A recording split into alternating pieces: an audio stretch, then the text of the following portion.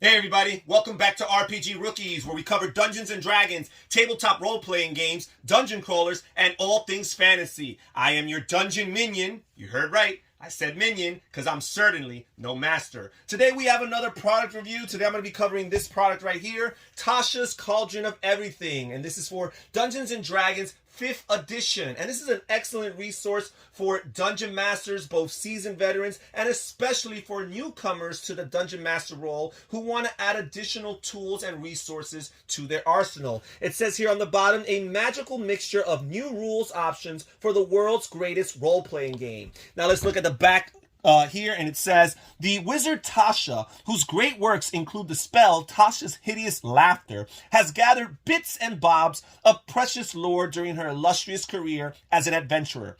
Her enemies wouldn't want these treasured secrets scattered across the multiverse, so in defiance, she has collected and codified these tidbits for the enrichment of all. Alright, so we're going to flip this over, we're going to flip through the pages, and see what this book has inside. So first of all, we have a table of contents, which is customary in these books, obviously.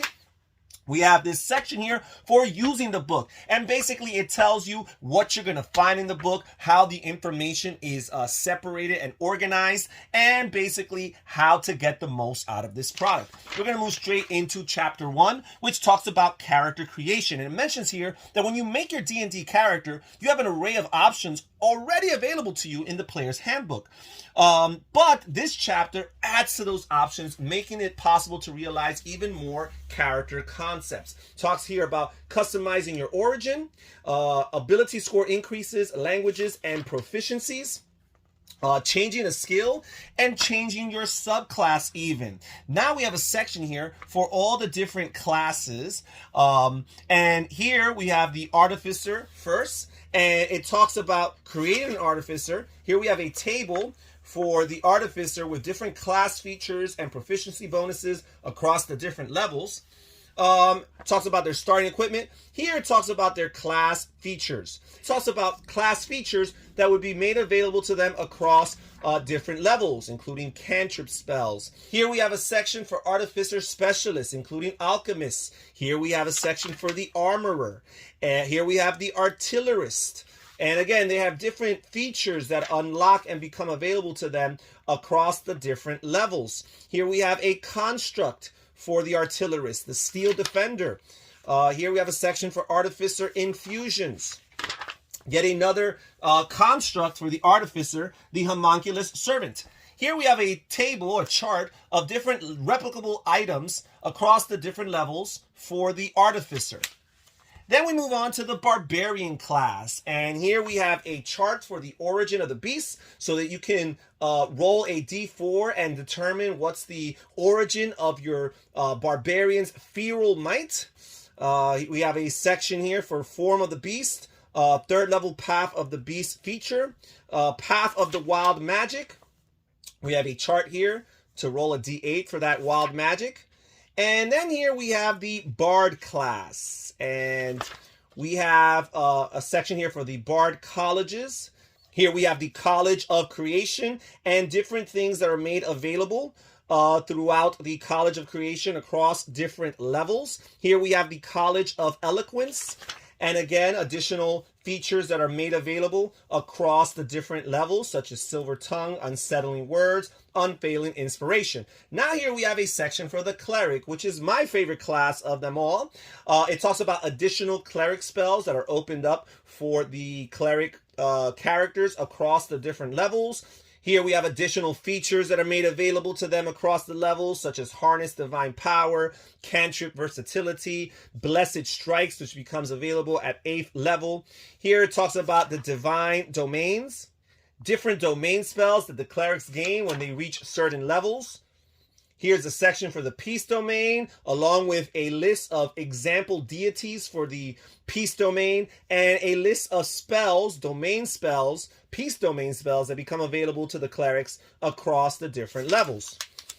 Here, there's a section for the Twilight Domain, again with a list of example deities for that domain, and a chart here for different domain spells, Twilight Domain spells, that are made available to the cleric upon reaching these levels. Then here we have a section for the Druid class.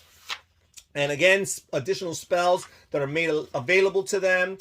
Their cantrip Versatility, which is made available at 4th level. Here it talks about circle spells.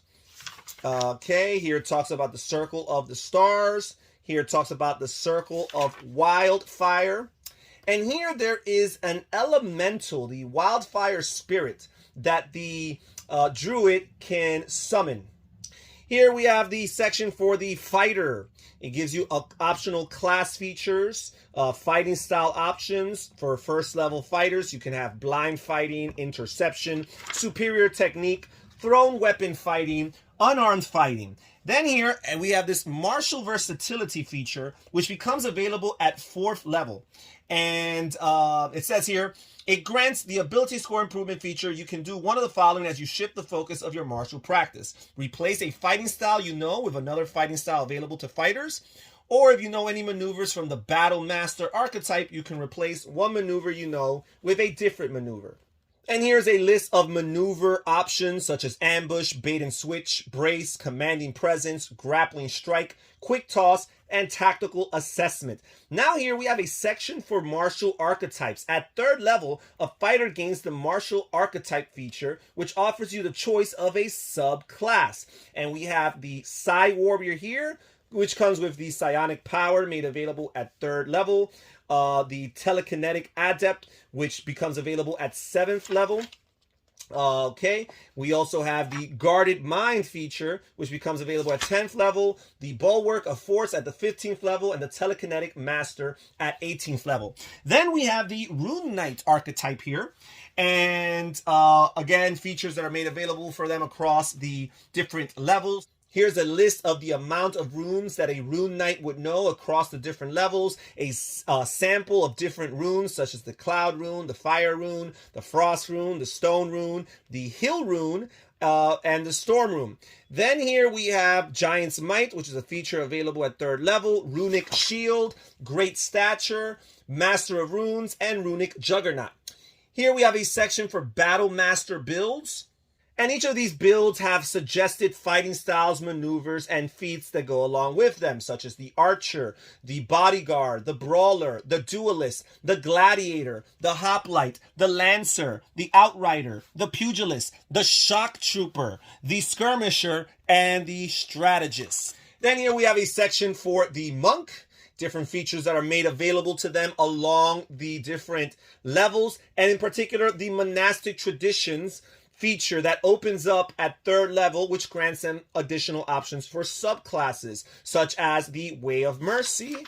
We have here the Way of the Astral Self, and that is pretty much it. Then here we have the Paladin, and again, different features that become available to them across the different levels. Here we have their Martial Versatility level feature that becomes available when you reach 4th level. Here we have the Sacred Oaths feature, which becomes available at 3rd level. A Paladin gains the Sacred Oath feature, which offers you the choice of a subclass. And we have here the Oath of Glory, along with oath spells that are particular to the Oath of Glory here. There's different features that are made available to them across the different levels, such as Channel Divinity, Aura of Alacrity, Glorious Defense, and Living Legend. Here we have another subclass, the Oath of the Watchers. We have the Tenets of the Watchers. We have some oath spells that are made available to them for that subclass. Additional features such as Channel Divinity, Aura of the Sentinel, Vigilant Rebuke, Mortal Bulwark. And then we move on to the Ranger subclass. First of all, we have the Deft Explorer feature, which can replace the Natural Explorer feature of the 1st level Ranger. Here we talk about Favored Foe, additional Ranger spells that are made available to them across the different features, across the different levels. We have some fighting style options that are made available to them at different levels. Here we have this Primal Awareness. You can focus your awareness through the interconnections of nature. That becomes available at 3rd level as well. And then here we have Ranger Archetypes that become available at 3rd level to offer additional subclasses for these Rangers. First of all, we have the Fey Wanderer, which comes with its own list of Fey Wanderer spells that are available to them across the different levels, different Feywild gifts that the players will roll to determine randomly, different features that are made available to them across the levels, such as Otherworldly Glamour, Beguiling Twist, Fey Reinforcements, and Misty Wanderer. Then we have the Swarmkeeper subclass here, again with their own list of a table here for their Swarm appearance, and a list here for their Swarmkeeper spells. Then here we have a section for the Beastmaster. It says here that a third level Beastmaster feature, it replaces the Ranger's Companion feature. And then there's a list, a group of 3 different beasts that are made available. You got the Beast of the Land, the Beast of the Sea, and the Beast of the Sky. And they each come with different stats, and they serve as companions to the Beastmaster Ranger. Then we move on to the Rogue class here. And here we have the section for the archetypes that become available to them at 3rd level, which open up additional choices for subclasses, such as the Phantom, different features available to them across the different levels. We got the Soul Knife here, and again, different features are made available to them. And then here we have the Sorcerer. And we have additional sorcerer spells. There's a good chunk of sorcerer spells that are now additionally made available to them across the different levels. We have the Meta Magic option. When you choose Meta Magic, you have access to the following additional options: Seeking Spell, Transmuted Spell. Here we have a section for Sorceress Origins. We have a table here for Aberrant Origins that you would roll a d6 and determine the origin accordingly. Here we have a section for Psionic Spells that are 1st level aberrant features here. We have Telepathic Speech. We have Psionic Sorcery, Psychic Defenses, Revelations in Flesh, Warping Implosion. Here we have the Clockwork Soul subclass here. Here we have a list of Clockwork Spells, Manifestations of the Order, Restore Balance, Bastion of Law, Trance of Order, Clockwork Cavalcade. These are different features made available. Then here we have the Warlock class. We have additional Warlock spells. We have the Eldritch Versatility, which is made available to them at 4th level.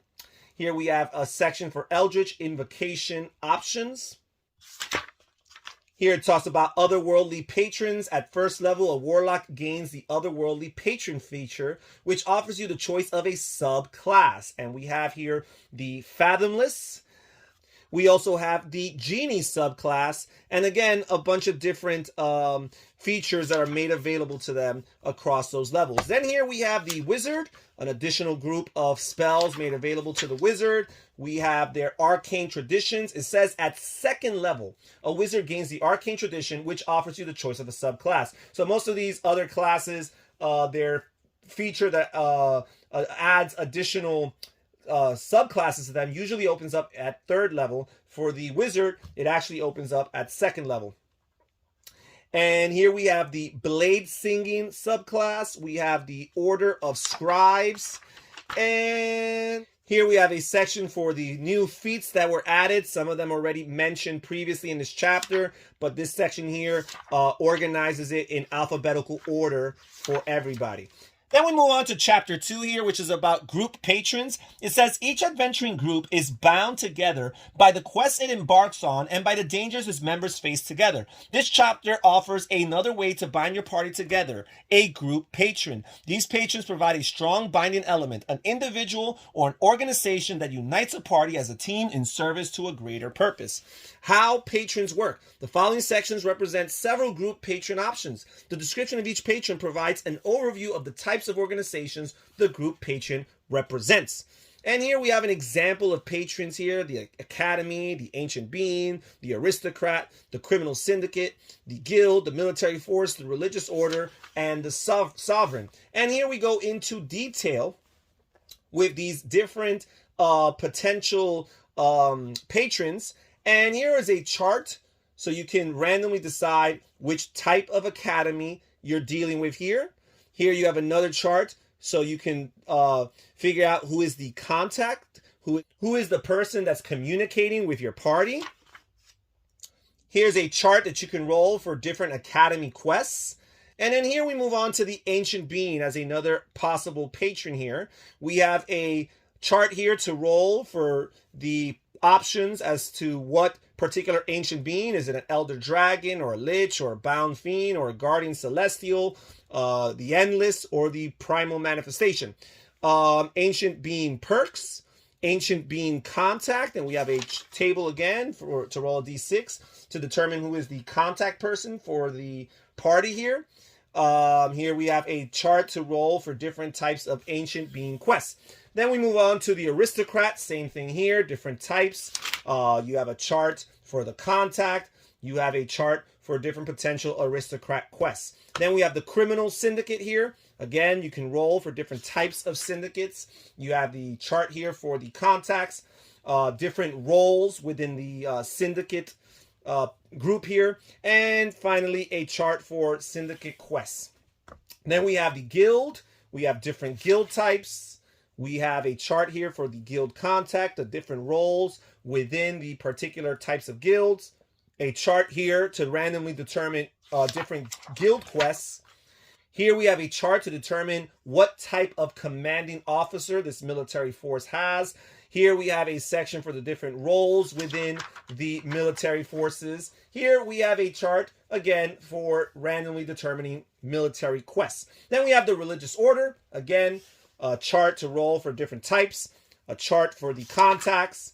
A chart here for the different roles. And a chart here for the potential quests. Finally, we have the sovereign here with the different types here. We have the contact, the different roles, and the different quests. Here's a section about being your own patron. For some players, the idea of running a crime syndicate, mercenary company, arcane scholars, collective, or other organization is far more exciting than working for someone else. So that's always an option, and there's a few paragraphs there for that. Then we move on to Chapter 3, Magical Miscellany. It says, magic is everywhere in D&D. Many creatures in D&D multiverse. It says magic is everywhere in D&D. Many creatures in the D&D multiverse exist solely because of the influence of magic. Spellcasters harness magical energy every day in the form of spells. Here on the bottom, we have a chart of additional spells that have been made available in this book. It tells you what level each of these spells becomes available in. It tells you the name of the spell, the school of the spell, and also it tells you which classes have these spells available to them. And here in this section, we actually have the spell descriptions telling you all the details and the stats and the specifics of all of these different spells. Here we have the Summon Aberration spell. Here we have the Summon Beast spell, and it gives you the particular stats for all the different beasts and spirits that you can summon, such as the aberrant spirit and the bestial spirit and the celestial spirit and the construct spirit and the elemental spirit and the face spirit and the fiendish spirit and the shadow spirit and the undead spirit. Here we have Tasha's otherworldly guise as a spell. Here it talks about personalizing your spells. It says, just as every performer lends their art a personal flair, and every warrior asserts their fighting styles through the lens of their own training, so too can a spellcaster use magic to express their individuality. Here is a section for additional magic items that are made available in this book, and a detailed list on all of these particular items, and there's a good amount of items to be found in this game here, in this book.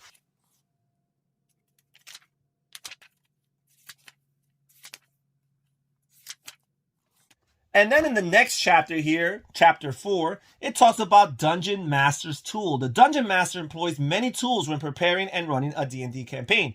As a DM, your tools include your imagination, your ability to discern what entertains your players, your storytelling acumen, your sense of humor, your ability to listen well, your facility with the game's rules, and more. This chapter adds to your toolbox with guidance and optional rules for a variety of situations. So here, first of all, is a section for Session 0. And for those of you who haven't heard of Session 0 refers to a precursor of sorts to actually starting the adventure. It's when a dungeon master has her or his players gather together before starting a campaign to discuss their expectations, their preferences, their boundaries. It's a time for them to get together and collaboratively work on their character creation, even, so that they can kind of feed off of one another in their creation of these characters. So here it talks about character and party creation. Each player has options when it comes to choosing a character, race, class, and background, though you may restrict certain options that are deemed unsuitable for the campaign. So here there's a chart for party origin, and there's different options, such as the characters grew up in the same place and have known each other for years, all the way to the characters find themselves trapped together. Here it talks about creating a social contract, such as I mentioned earlier, with expectations and even boundaries, hard and soft limits. Here's a section for game customization, including house rules.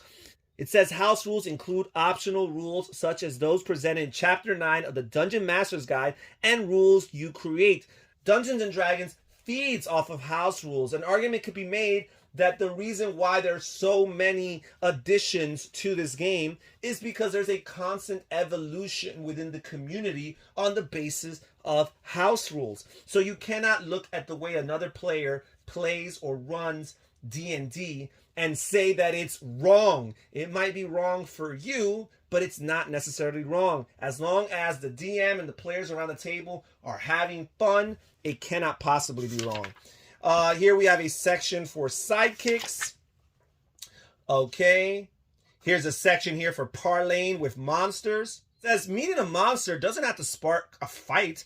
An offering like food can calm some hostile monsters, and sapient creatures often prefer to talk than to draw weapons.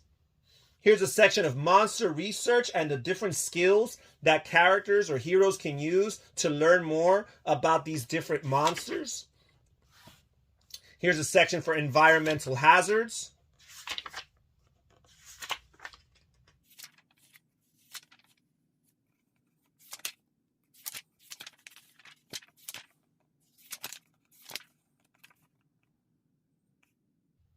Here we have a section for puzzles. It tells you why to use puzzles. Puzzles provide exciting opportunities to use wit to overcome obstacles and allow characters to collaborate to make discoveries. You might add a puzzle to an adventure for any of the following reasons.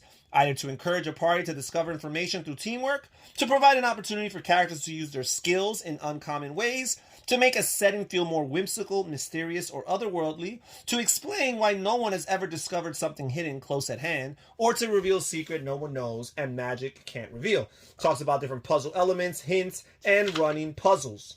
Here it talks about creating paintings as a puzzle. Here it has a reckless steps puzzle. And there's additional puzzle options provided here with different ranging difficulty levels all the way from easy to hard. And then we even have a section here for puzzle handouts that players can Xerox or copy and hand out to their group of players. And that's it as far as this book goes. That's everything that you'll find in Tasha's Cauldron of Everything. By no means is this a must-have product, but it's a great additional product if you have the money to spare and you want to add to your growing library. Again, especially if you are new to the Dungeon Master role and if you want to just spark up your game, even if you're a seasoned veteran and want to add additional features and options for your players.